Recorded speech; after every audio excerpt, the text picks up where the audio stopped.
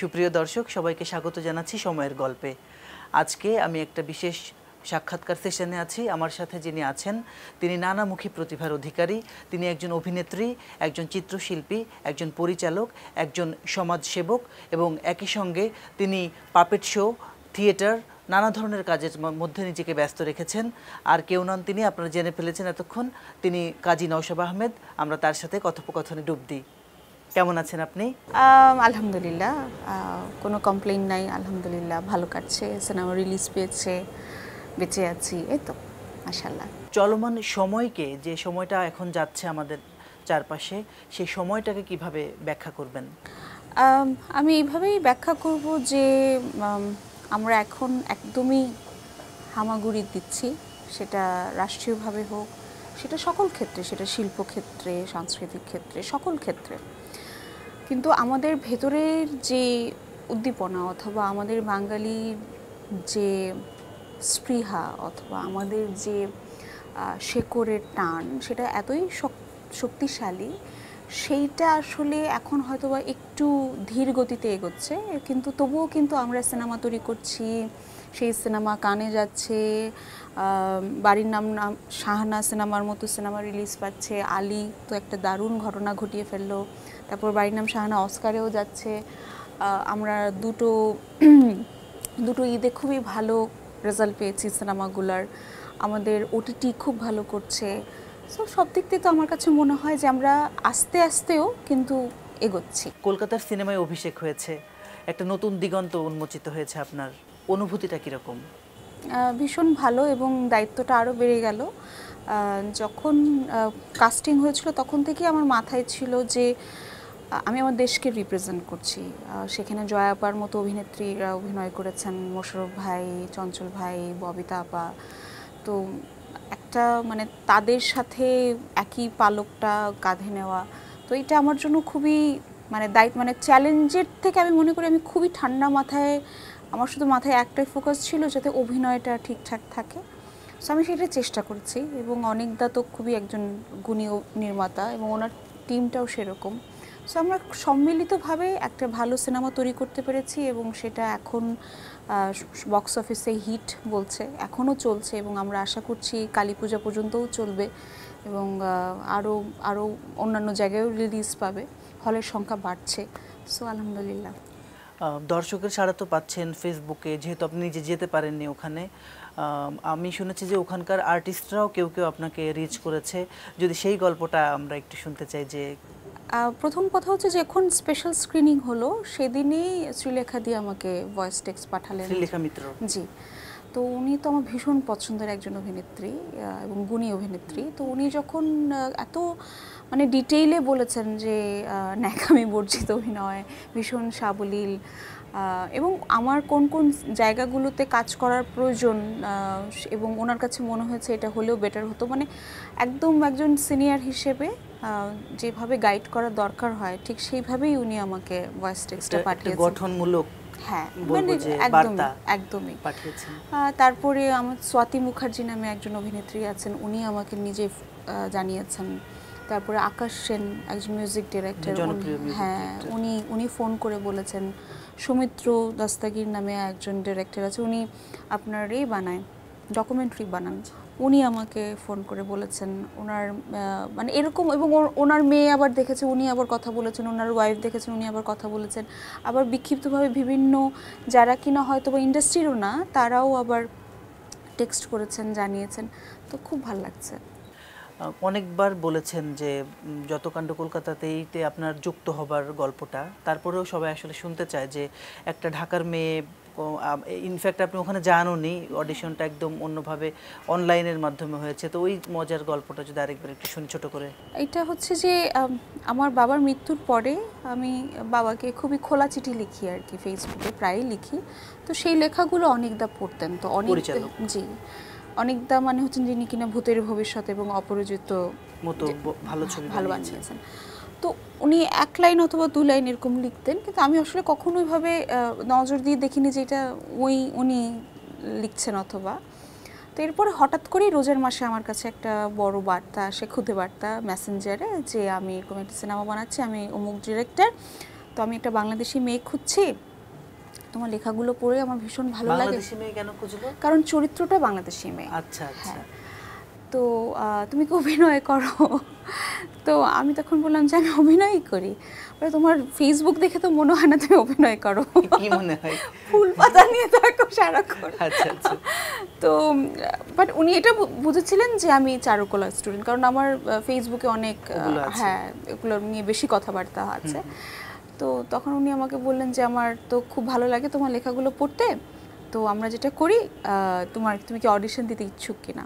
তো আমি তো অবশ্যই অডিশন দিলাম। 3 মাস ধরে অডিশন চললো একটা একটা করে। হ্যাঁ, কারণ উনি আমাকে এক একটা করে লিখে পাঠাতেন, আমি সেই দৃশ্য ফোনে ধারণ করতাম, আবার পাঠাতাম, আবার কারেকশন দিত, আবার পাঠাতাম, এইভাবে করতে করতে করতে করতে তারপর সেই টেপগুলো আবার উনি ওনার সবাইকে দেখালেন, মানে ওনার টিমের। তারপরে আমি ফাইনালি সিলেক্টেড হলাম।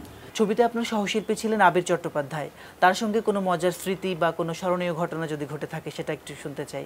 ওনাকে নিয়ে তো এটাই বলবো, তো উনি যে একজন ভালো অভিনেতাটা তো আর নতুন করে আমার কিছু বলার নেই। হ্যাঁ, কিন্তু উনি অসাধারণ মানুষ, মানে খুবই দারুণ মজার মানুষ। যে কোনো কঠিন বিষয়কে উনি খুবই সহজভাবে নেন এবং আমাকে ভীষণভাবে সহযোগিতা করেছেন। এবং উনি শুধু না, ওনার আমার যে মানে অ্যাক্টিং ডিরেক্টর যারা ছিলেন, বেনি বসু, সোহাগ সেন, এনারা তো প্রচণ্ডভাবে শক্তিশালী নিজেরাই একজন অভিনেত্রী, তারা ভীষণভাবে কোঅর্ডিনেট করেছেন আমাকে। আমি যেরকম ঠিক সেইভাবেই ওনারা আমাকে সাহায্য করেছেন, সহযোগিতা করেছেন। এটা আমার কাছে ভীষণ ভালো লেগেছে। কোনো ছাঁচে ফেলতে চাননি যে এইরকম হতে হবে, তুমি যেরকম তুমি সেরকমই। এটা এই কারণেই হয়তো বা ছবিটার একটা অনেস্ট অ্যাপ্রোচ আছে, যে সেইটাই মনে হয় দর্শক, হ্যাঁ, এবং সেটাই মনে হয় দর্শকদের ভালো লাগছে, যে খুবই অনেস্ট একটা অ্যাপ্রোচ থেকে সিনেমাটা তৈরি করা হয়েছে। দুই বাংলাতেই তো কাজ হলো, বাংলাদেশে একটা লম্বা জার্নি, ওখানেও কাজ করছেন। দুই বাংলার মধ্যে কাজের কি পার্থক্য পেলেন? কোনো পার্থক্য আমি খুঁজি না, আমি পার্থক্য খুঁজতে ভালো লাগে না আমার। আমি যে সব ইন্ডাস্ট্রিরই একই আমার কাছে মনে হয়, এক একটা আলাদা সুবাস আছে। এবং আমি যেহেতু নিজে ভীষণ এনজয় করি, যে কোনো নতুন বিষয় চ্যালেঞ্জ আমার ভালো লাগে, সেটা তো তুই নিজেও জানিস। হ্যাঁ, সো আমার আরেকটা বিষয় হচ্ছে, যে কোনো জায়গায় যখন সম্মিলিতভাবে কাজ হয় আমার সেটা খুব ভালো লাগে। যে কারণে আমি টুগেদার উইকেন্ড সৃষ্টি করেছি, অথবা যে কারণে আমার থিয়েটার ভালো লাগে। তো একটা, এবং সিনেমা হচ্ছে সবচেয়ে বড় মাধ্যম যেখানে সব কিছুর মিলন ঘটে।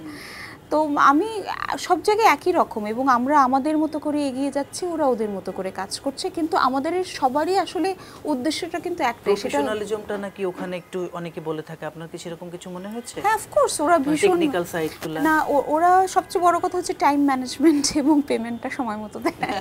এটা তো আপনার সাথে এখানে খুব হয়, আমার সাথে ছাড়া অনেকের সাথেই হয়। সো সেইটা খুব ভালো একটা বিষয়, যে পেমেন্টটা খুব ক্লিয়ার কাট এবং কখন দিচ্ছে সেগুলো খুবই, হ্যাঁ, এবং যে কারণে আমি সার্টিফিকেশন বোর্ডে বারবার চেষ্টা করছি যে কাস্ট অ্যান্ড ক্রুর এনওসি না দিলে যাতে সার্টিফিকেশন না দেওয়া হয় বাংলাদেশে। সো আমি এটা, কারণ আমার কথা হচ্ছে দিন শেষে এই দুস্থ শিল্পী বিষয়টা কেন আমরা রাখবো আমরা, এবং প্রত্যেকটা বিষয় হচ্ছে এটা তো আমাদের প্রফেশন, তাই না? সো আমার এটা রিজিক যে আপনি আমাকে আমার টাকাটা সময় মতো দেবেন। তো এটা এই প্রফেশনালিজমটা খুব ভালো এখানে, অন্তত আমি সেটাই এক্সপ্লোর করেছি। এবং ওরা কাজটাকে খুবই গুছিয়ে করে, এটা আমাদের দেশেও এখন হচ্ছে। না হলে আমরা রেহানা মনিম নূর অথবা তুফান অথবা তাণ্ডবের মতো অথবা উৎসবের মতো সিনেমা পেতাম না, জঙ্গলির মতো সিনেমা পেতাম না। সো আমি খুবই আশাবাদী বাংলাদেশের সিনেমা নিয়ে, এবং আমার কথা হচ্ছে যে পৃথিবীর সকল দেশের সিনেমা এগিয়ে যাক। আলটিমেটলি আমি সিনেমা প্রেমী, আমি চাই যে পৃথিবীর সকল ভাষার সকল দেশের সিনেমা এগিয়ে যায়। আপনাকে জুলাই আন্দোলনে আমরা সক্রিয় থাকতে দেখেছি, আর কাজ করলেন ভারতের মতো ইন্ডাস্ট্রিতে। এই যে রাজনৈতিক একটা প্রভাব, সেটা কি আপনার কাস্টিং বা আপনার কাজের মধ্যে কোনো প্রবলেম হয়েছিল কিনা আপনার জুলাই আন্দোলনের অবস্থান? প্রথম কথা হচ্ছে, এটা আমি শিল্পীরা এসবের ভেতরে পড়ে না, আমি অন্তত এটা মনেই করি না। এবং আপনি যাদের সাথে কাজ করেছেন তারা ওটাই ফিল করিয়েছে। হ্যাঁ, এবং আমি একটা জিনিস বিশ্বাস করি, যেটা হচ্ছে যে শিল্পীরা হচ্ছে সুন্দরের পক্ষে, শান্তির পক্ষে। আমাদের কাজ হচ্ছে একটি মানুষকে, জনগোষ্ঠীকে সুন্দরকে বোঝানো এবং তার জীবনে শান্তি নিয়ে আসা। আমি এমন একটি গান গাইবো যেটা শুনে তোমার ভালো লাগবে, আমি এমন একটি কবিতা লিখবো যেটা পড়ে তোমার মনে হবে জীবনবোধকে আরেকবার। তো আমাদের শিল্পীদেরকে এসবের মধ্যে না ফেলাটাই ভালো। এবং আমি যখন শুটিং করেছি, আমি মানে এই যে ধরো ছবিটাতে আমি যেতে পারিনি, কিন্তু ওখান থেকে এমন তো একটাও নেগেটিভ নিউজ অথবা ওখান থেকে উল্টো ওরা আমার সাথে কথা প্রশ্নটা ওই বলছে। জায়গা থেকে আসলো যে আমরা তো শিল্পীরা আলাদা থাকতে চাই, কিন্তু এই যে ভিসা, এটাও তো ওই রাজনৈতিক প্রবলেমের জন্যই বাংলাদেশের এখন একটু কষ্টকর হয়ে গিয়েছে। হ্যাঁ, সেটাও তাদেরই বিষয়, সেটা নিয়ে আমার কোনো ভ্রুক্ষেপ নাই। আমি শুধু এতটুকু মনে করি খারাপ লেগেছে যেতে, হ্যাঁ, বাট আমি আমার কাজটা করে যেতে চাই এবং আলটিমেটলি আমার কাজ কথা বলছে। হ্যাঁ, সো আলটিমেটলি একজন শিল্পীর কাজ হচ্ছে তার কাজ কথা বলে, তার এত নিজের কথা বলার দরকার নেই, তার কাজ যাতে কথা বলে। কেবল একটি কাজ হলো সেখানে, একটি গ্রোয়িং ইন্ডাস্ট্রি, সেখানে কি আরো কাজের কোনো সম্ভাবনা তৈরি হচ্ছে কিনা? আমি আরেকটি কাজ করেছি, সেটা রিলিজ পাবে। হ্যাঁ, সেটা হচ্ছে আজকে সিয়াটলে সেটার অলরেডি প্রিমিয়ার হলো, সেটার নাম হচ্ছে দেশলাই। আচ্ছা, কিউ আছেন একজন, ওখানকার একজন যে কিনা গান্ডু করেছিলেন, তার একটি সিনেমা বাংলাদেশ থেকে, সেখানে ফুটপ্রিন্ট প্রোডাকশন এবং চরকিও সেটার সাথে আছেন, অডজয়েন্ট হচ্ছে ওনাদের প্রোডাকশনের নাম। তো সেখানে আমি একটা খুবই ইন্টারেস্টিং ক্যারেক্টার করেছি, মানে যেখানে নশবাকে কেউ কখনো এইভাবে দেখেনি। আমি মানে খুবই আশাবাদী চরিত্রটা নিয়ে, একেবারেই ডিফারেন্ট। মানে ধরেন আমি তো চ্যালেঞ্জ নিতে পছন্দ করি, so I am very happy যে সাবার সাথে সাথে একেবারে সাবার অপোজিট ক্যারেক্টার ওটা। আর আরেকটা শর্ট ফিল্ম আমি করেছি, ওটা অন্নপূর্ণা বসু এটা ডিরেকশন দিয়েছেন। সেটাও কলকাতার? হ্যাঁ, ওইটার এখনো খবর জানি না, ওটার এডিটিং শেষ, ডাবিংয়ের কাজও শেষ।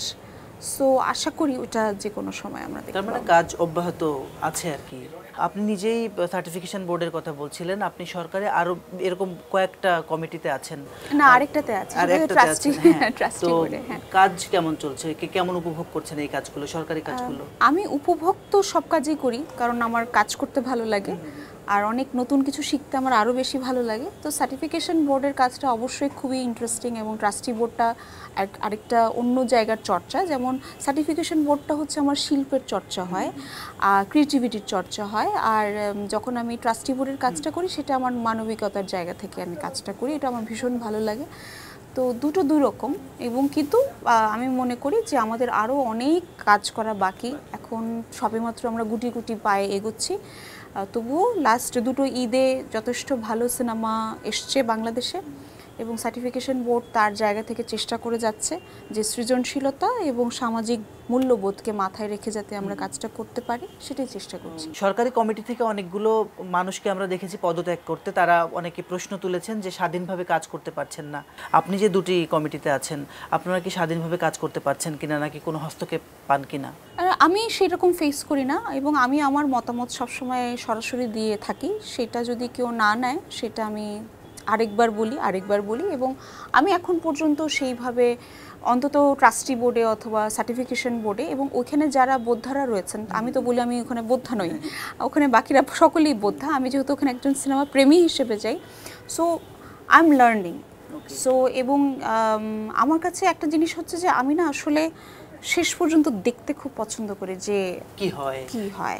আজমেরী হক বাঁধন প্রায় বলেন যে যে স্বপ্ন বা যে একটা প্রত্যাশা নিয়ে এই পট পরিবর্তনটা হলো, সেটার সাথে আমি এখন মিল পাই না। আপনি কি পান, আপনি যা দেখেছিলেন? দেখেন, আরেকজনের উক্তির সাথে আমি আসলে কিছু বলতে পারবো না, এটা তার নিজস্ব মতামত। হ্যাঁ, দেখেন, আমার জার্নিটা তো আসলে 18 সাল থেকে, কারণ আমি তো আসলে সাপ্রেস ছিলাম 18 সাল থেকে। আমি যেভাবে দেখেছি, তো সাপ্রেশনের পরে এসে অগাস্টে এসে কিন্তু আমার উপলব্ধিটা বাকিদের তুলনায় একটু আলাদা হবে, এটাই স্বাভাবিক, ঠিক আছে? সো আমি প্রচণ্ড ধৈর্যশীল মানুষ, এবং আমার কাছে মনে হয় যে আমার ভিতরে অস্থিরতাটা একটু কম। সো আমি খুব অস্থির হই না, কিন্তু আমার কাছে মনে হয় যে যেটা ভালো হবার, আলটিমেটলি আমি আমার নিজের জীবন থেকে একটা জিনিস শিখেছি, সেটা হচ্ছে যে মিথ্যা বেশি দিন টেকে না, সত্যের জয় হবেই। সো আমি যেহেতু আমার নিজের জীবনে সেটার প্রতিফলন দেখেছি, সো আমিও বিশ্বাস করি যে সত্যের জয় হবে, সুন্দরের জয় হবে। আর লাস্ট দুটো প্রশ্ন করে শেষ করি।